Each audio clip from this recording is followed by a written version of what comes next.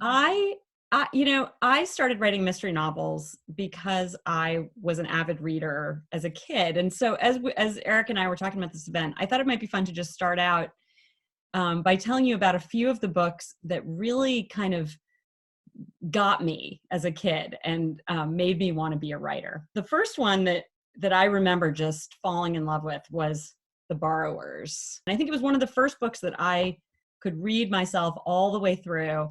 But it was a book that kind of offered this vision of of an unseen world, right? That in your house, you think you know what's going on, but in fact, there's this family of tiny people living in your house who come out to borrow your things. And I think it's also The Borrowers is also so much a novel about kids wanting independence and then sort of grappling with the consequences of actually getting it. The other book that was really, really important to me was from the Mixed Up Files of Mrs. Basil E. Frankweiler by E.L. Konigsberg.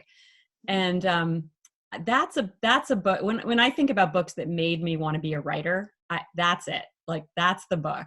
I just fell in love with it. And for those of you who haven't read it, it's about two siblings who run away from home and camp out in the Metropolitan Museum of Art. And while they're there, they get involved in a mystery. And it's just a wonderful book. And then in middle school, I discovered Agatha Christie.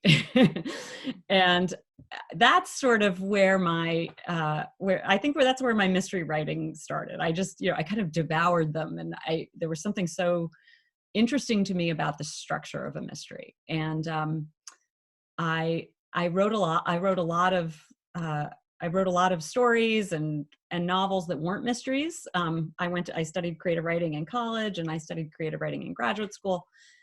And at some point, I was struggling with a novel I was working on, and I sort of said to myself, "Why don't you just try to write a mystery? See if you can kind of get some of the fun back."